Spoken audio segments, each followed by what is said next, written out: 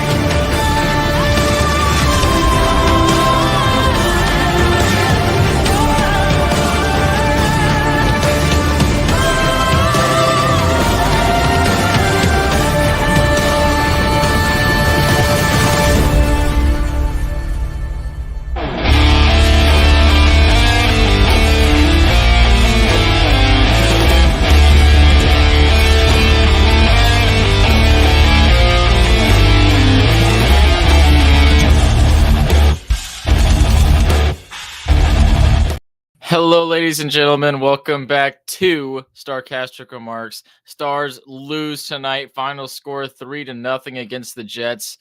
Thanks to DraftKings for sponsoring us and all of THPN. Be sure to use that promo code THPN anytime you're on DraftKings to get a couple little freebies and let them know that we sent you over there.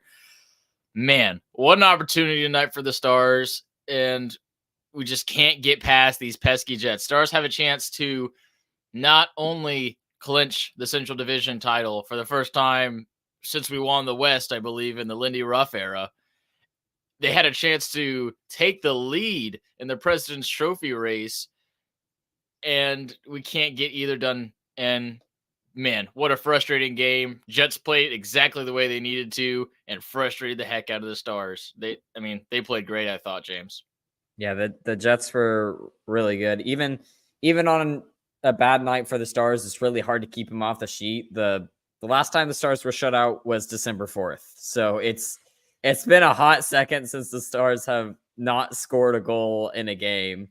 It's just a tough one when you're talking about that. The President's Trophy right there for the taking, man. I mean, Yep. If you can win that game, you have two more games. You win both of those, it doesn't matter. You win the President's Trophy. Exactly. And that's what stings a little bit more about tonight is all the opportunities we had. Like you said, to have control over whether you win the President's Trophy or not is crazy to even think about, and to clinch the Central Division. If this is just a normal loss without those stakes on the line, you could just be like, okay, well, we've been playing amazing for a month and a half. We've been the best team in the league. We can have an off night. But man, when that kind of stuff is on the line, it hurts. It hurts a little bit more, even though the Stars are playing really good. It's super tough, especially when you're talking about that was only the third time we'd been shut out all year long. Yep. And I mentioned off the top, the Jets did play great. The Stars also didn't play very good either. I mean, that's pretty much all Razor could say on the broadcast was it's just a little off for the Stars. And it really was. It was a touch off. And you got to give some credits to the Jets there too. Their sticks were always in the lanes for those grade A passes. Never got second chances. Remind me of the Jets goalie. I keep wanting to say Morrissey. Brossoit or something like that. I think it's that right. Yeah. But he didn't he played good tonight. He made a couple of big saves, but the puck was bouncing off him like a trampoline, and it didn't even matter. Every time it came off him, all the Stars were fully covered, couldn't move, and then the puck was immediately cleared. So this is a combination of the perfect game that the Jets want to play. This is how the Jets can win the Stanley Cup. Is they have to take all the skill out of the game and get a couple lucky bounces, and that's what they did. Yeah, you look at the goals that they did get, other than the empty netter. One's a crazy lucky bounce off the backboard, snapshot from the point, hits the boards, flutters, goes to the opposite side of the net, hits off of another player, and we're not even done yet. And then it goes straight to the other player, Jets player in front of the net. So it took some crazy lucky stuff for them to get scoring chances as well. A lot of it due to bad turnovers in our own defensive end, but even at that, it took lucky bounces the other way for them to actually get into scoring chances. Yep. And I think that's Rick Bowness hockey played to perfection what they did tonight. And that's what it can do. It can beat teams that are better than you. The Stars are better than the Jets. The Jets honestly shouldn't be in the position that they're in right now, given the lineup that they had at least before trade deadline. Trade deadline, they definitely beefed it up a little bit and looked like a real playoff contender, but they're able to outplay their skill level because of the system that they do. And tonight is just the textbook example of when that lockdown defensive hockey can work. Yeah, they played exactly the way they wanted to, and they stuck to it the whole game. Yep. And I believe that's 5 straight wins for the Jets tonight. Is that correct, James? Do you know? I have absolutely no idea. Yeah, I'm pretty sure that's 5 straight. Yes, it's 5 straight. Yeah, 5 straight for them. After like 7 straight losses. After 7 straight, yeah. They dropped all the way down, now they're charging all the way back, trying to take home ice for that Avs series. And this game was really big for them too. It brings them tied with the Avalanche now. So they're tied with the same number of games left. That's really big for them. So as big as it was for the Stars to clinch the Central and to take the lead in the President's Trophy, it was equally big for the Jets to get home ice advantage, which in bonus hockey means a ton. Yes, absolutely. Getting the correct matchups is a big deal for that kind of system. And it sets up a great matchup for the Jets and the Avs on Saturday. That's going to be a must-watch game. If that's for home ice advantage. It's for home ice advantage in the playoffs, and it's game 8 maybe of that playoff series. It's really, it'll be fun. Game 0.5. So we've given our credit to the Jets. Let's kind of pivot focus back onto the Stars a little bit, and they really just couldn't get anything going tonight, and it was frustrating. No one could do the right thing. It felt like in the offensive zone.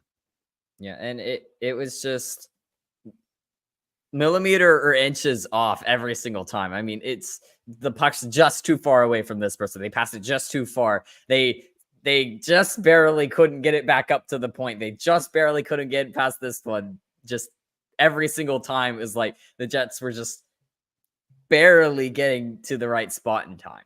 Yep, and that's what it felt like all night long. You're 100% right, James. And I was actually happy the Stars pivoted kind of late in the second period. They're like, okay, the skill's not working.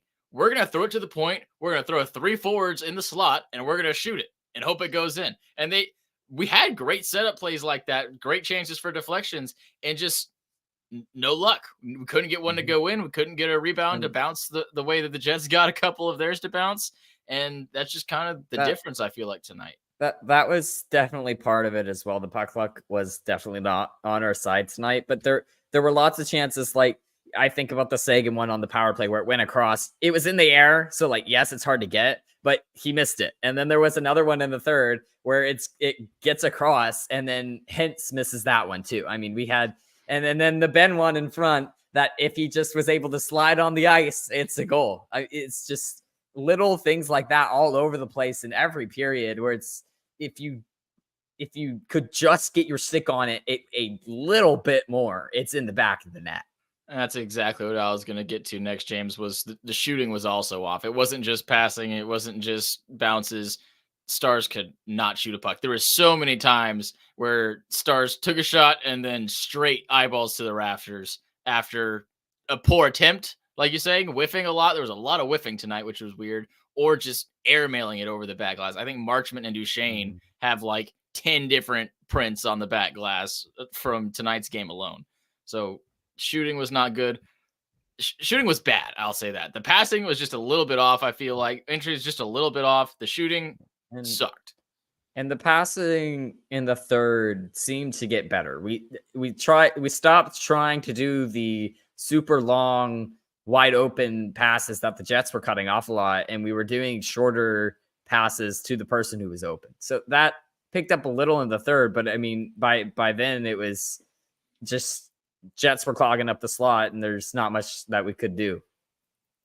Yep, 100% agree there. And I was actually kind of surprised that the Jets were able to stop the stretch pass from the Stars, honestly. When I think about how the Jets are playing, I feel like they try and lock you in and break up those shorter passes even, which makes them more susceptible to the stretch pass. But that was not the case at all. And that's showing you when they are playing at their best. It's not necessarily flying around the ice, making great passes the way the Stars do. It's there's nowhere to go. The stretch pass is closed, and you still have to make tough little passes in the neutral zone to get through too. And yeah, the Jets were just on all cylinders defensively tonight, and they got the 2 bounces. If you look at some advanced analytics for our favorite website, Money Puck, and our favorite useless statistic that we still like to look at because it's pretty and it's on the front of the page, the deserve to win-o-meter had the Stars at 65% deserving to win tonight.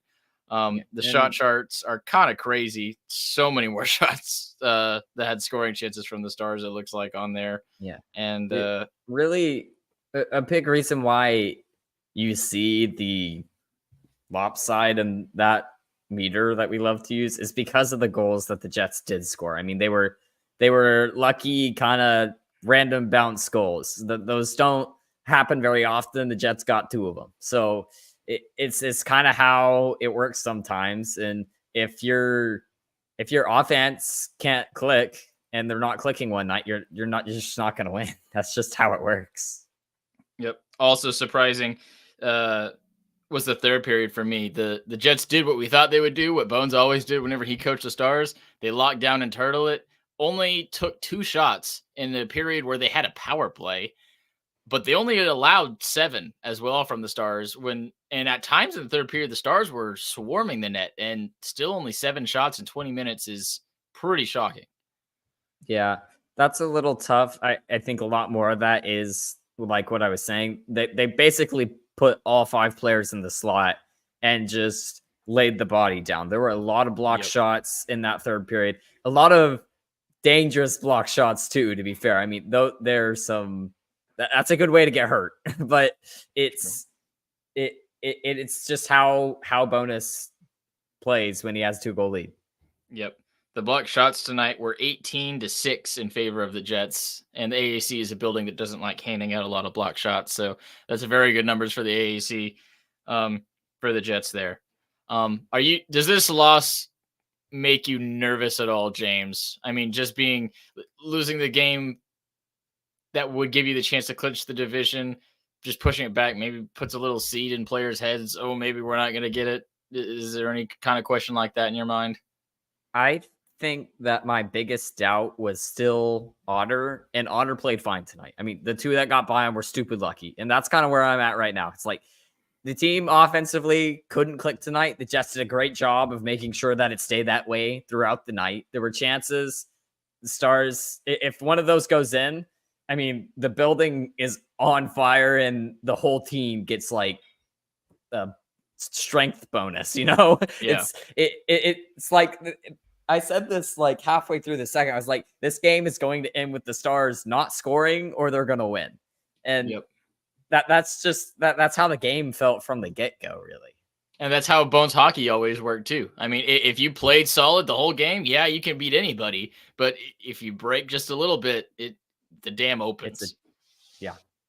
And that's something that the Stars more often than not will be able to break through. And some of it may be a little bit of fatigue still setting in because this is still 4th game in 6 nights. So like it's a little tough. It's also against Jets who are very hot right now. and a Jets team who is a lot more hungry for their spot. I mean, the Stars are hungry for that President's Trophy. I know they've been talking about they want it, but it's a little different when you're still fighting a team in your division in the standings. It feels that way constantly. Agreed. What about a 7-game series with a team like this? Just broadcasting second round, Jets get through. Does this game make you a little bit more concerned than you were before? Maybe it makes me a little bit, but also the Stars team is the only team that the Jets who have lost to in the Central. I think that this pushes the Jets to like 19-2-1 in the Central or something stupid. That's like crazy. That. I think it's 13 actually, because they don't play that many games. It's like 13-2-1. They did not lose to any other Central Division opponent other than insane. The Stars. So they played very well against their division this year. It's just that the Stars most nights will beat this Jets team. It comes down to how focused are the Jets on any given night. And if they are dead focused through the whole game, you're probably not winning that one. But looking at that across a 7-game series, it's tough to keep an offensive team off the sheet for 7 games straight. I mean, you have to do it for 4 at least. I mean, you have to blank the Stars for 4 games to win. It's basically what I've learned from the season series. Yeah, and that's the difficult thing about the system is it demands perfection from each player. If you get that, like I said, you can beat anybody, but it's really hard to do. I'm not too worried about facing this team in a 7-game series, honestly. I think the analogy that I gave of if there's just one crack in the dam, the whole thing's going to go down, I think that translates over to 7 games too. So even if the Jets get first one, maybe they get the second one even. The Stars win the third one, and they find out how to score on this kind of defense. I'm honestly not super worried about scoring in the future after that. It's also demoralizing for a team like this when they do get broken to try and it's rebuilding back what they had. I mean, you gotta be mentally tough and you've got to be just systematically perfect, like we talked about. And I think that's tough to keep up against a highly offensive team, like you mentioned, over 7 straight games. Yeah. The only other thing that I would say is really concerning if we want to get in specific players. Nils Lundkvist still ends up with like 8:44 on the night time on ice. So that's something to talk about. He's been still spotty. I think Chris, you stated that like it's less that Nils being in the lineup makes the Stars win as much as just the other players get to play more. I think that's very much the case looking at it now, especially because the tough thing is the past couple of games, Nils has been giving up bad turnovers that lead directly to goals. And when you're playing less than 10 minutes a night, you cannot have that on your team, especially when the games are this important. I mean, you think that most players find their second gear around this time of year, and I'd say most of our players has. I think Ryan Suter's a great example of that. He had a great night tonight. He really did. He's in perfect position almost every single time, breaking up chances, rushes the other way. It's exits. Exits too. I mean, that's something that we don't expect from him. He's doing really, really well. And it's just something Lundkvist doesn't have. He doesn't have a second gear that he goes into, and he's easily getting outclassed by every single other player on the ice. Yeah.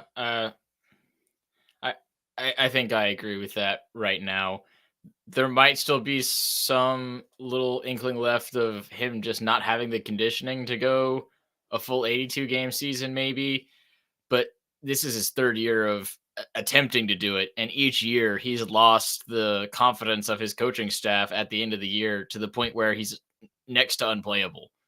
And it's upsetting because this guy he's got tons of potential. I mean, I gave the Gurianov comparison. I think that's dead on. He's got all the tools there. It needs to execute. So, and even this time, we can't take him out of lineup because Hakanpää's not ready yet, obviously. Otherwise, Hakanpää would be in by now. Like that is a given. He is in the lineup. There's no one taking his spot right now, and he's still failing. I mean, it's really discouraging to see. He still is a young player. This does not mean that he's not going to be good later, but right now is when we need him, and he is not showing up at all. Yep, I agree. Speaking of injuries, Dodonov has been skating a little bit. I believe Hakanpää still didn't skate at their most recent practice, but he's believed to be close. So maybe next practice, next morning skate, we might see Hakanpää at least on the ice.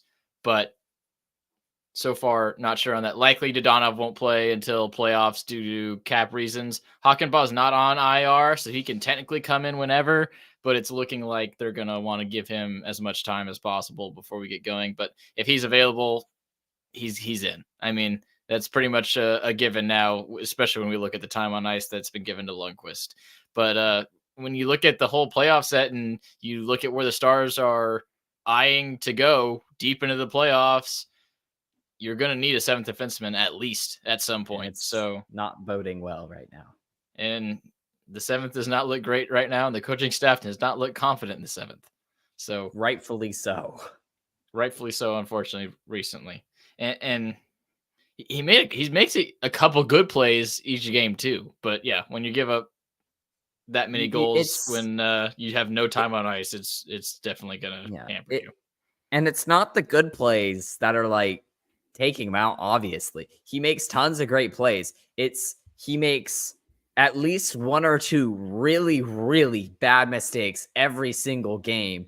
And more often than not, it leads to a goal directly. And that is just something that you cannot have in a bottom pairing defenseman. It's just, you can't have that. Like, Lundqvist is someone who would benefit really well from being on a rebuilding team right now, because he would play no matter what. I mean, that is a player who you want to play in the NHL, get time and get more confident, build up those skills, but you can't do it when you're playing on a cup President's contender. Trophy team. Yeah, I mean, it is the most important games you are going to play for the whole season. I mean, I don't remember Lundqvist ever even playing in the playoffs last year, so this is probably the most important game he's played in almost 2 years, and it's just it looks awful. It does. Yeah, and that's the reason he actually came to the Stars, by the way, is he didn't want to go down to the AHL. And we've talked about many times that maybe that would have been the best thing for him developmentally, to do something that Harley did. I mean, we all know Harley was itching to get up to the NHL. Stars were itching to put him on the roster. And each time it was tried, it just didn't work out. So they said full season down there, learn the defensive side of the game. And he did that. And lo and behold, in the NHL, he's got the offensive side too still. So that's not an option, though, for Lundqvist right now. I mean, in his contract, he can't go down to the AHL unless he gets on waivers, and he wouldn't want to do that anyway. He already left one team to avoid that, so it'll be interesting. I think next year is kind of the deciding year on what happens with Nils Lundqvist. I think he does have one more. We'll see. That's definitely an offseason question, but he's our seventh defenseman for now, and we'll probably see him at some point in the playoffs, so we'd like for him to get better. Let's try and get – go ahead. It's just really tough seeing it, man. Yeah, because I was so excited for him. I'm still excited for him. He can be a great player, exactly like Gurianov. Let me just stop talking in circles. Let's do biggest winner, biggest loser. James, whatever you want. Biggest winner we give to Bonus Hockey, because good night. That was pretty much exactly what they wanted. Yeah, biggest winner. I'm going to have to give it to their goaltender. He didn't play great, but he stopped everything that they needed to, and he knows his defense is good enough to get it cleared for him, so he doesn't have to try and do the extra effort to kick it out or hold on to it. So trust his defense and makes the saves that he has to make. That's a great game from your backup goaltender. Biggest loser. Okay, so biggest loser I would give to Lundqvist, but we've been giving it to him like every night, feels like. So I'm not going to give it to him, because honestly, even with the one he gave away, we should still win this game more, like 9 times out of 10. I'm going to kind of give mine to the second line, because they looked very disconnected tonight. It felt like a lot of the times they could never get in. And even if they got in, it was it was instantly turned over and it was out the other way. It felt like they had a really hard time setting up tonight and they never really got a chance. Yep. I'll give mine to I'll be a little bit off the wall here. This one doesn't really make a ton of sense, but I'm gonna give it to Rope Hintz. I feel like there's times during the season where Rope can make a huge difference in a game like this and can take control of it, and I feel like we haven't seen that in quite a while. Even given the amazing play the Stars have had recently, I feel like Rope hasn't really been a catalyst of it, hasn't been a driver of it the way he can be on this team. And a game like tonight would have been a great time for him to do it because he had chances. He was flying all over the ice. He was one of the more noticeable forwards for the Stars. He just couldn't cash it in, couldn't be the difference maker tonight. And that's true of you could pick almost any Stars forward for that. I just feel like we haven't seen it from Rope in quite a bit. So I'll give it to him a little bit undeservedly, but just so I can have a talking point. Anything else that you want to add tonight, James? Nope. Stars need 3 points to clinch the Western Conference still. They're still in control for that, just no longer for the President's Trophy. Yep, and they just need 1 point to lock up the Central Division still with 2 games against some inferior opponents. We'll talk about one more thing. I'm sorry. The Stars have the chance to potentially decide their first round matchup in the Blues in the final game of the season. The Blues are now, 3 points back of Vegas? Or is it 1 One now? second. Let me look Pull at it up, real quick. James. Okay, Anyway. so the Vegas Golden Knights are sitting at 92, I believe, and the St. Louis Blues are at 89. So they're still 3 points back, and St. Louis has played one more game than them. Oh, they have played one more game than them. It's But either still way, possible, but Vegas has a couple of tough games left. So say Vegas loses 2 out of their 3 remaining, and then St. Louis wins 2 or wins 1. The Stars have the chance to no, they have to win 2. So say St. Louis wins 2.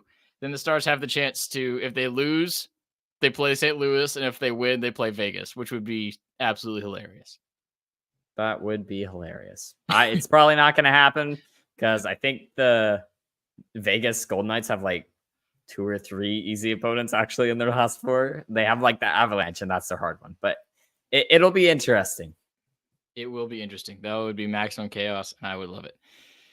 Anyway, be sure to go on to DraftKings. Use that promo code THPN. Like I said earlier, gets you some free stuff. Lets them know that you came over there because of us, and we are just the best advertisers for them ever. Be sure to check out StarcasticaRemarks.com. You can get anything you want from us there. We've got some articles that go up. You can see when our podcasts release on that website as well. And it's actually way better designed than a podcast of our size should have. So be sure to go check that out. Maybe bookmark it, check it once a day, see what new stuff we got going on. That would be fantastic. The Stars will be back on Saturday at what time, James? I think it's 2:30. 2:30. I think you're right.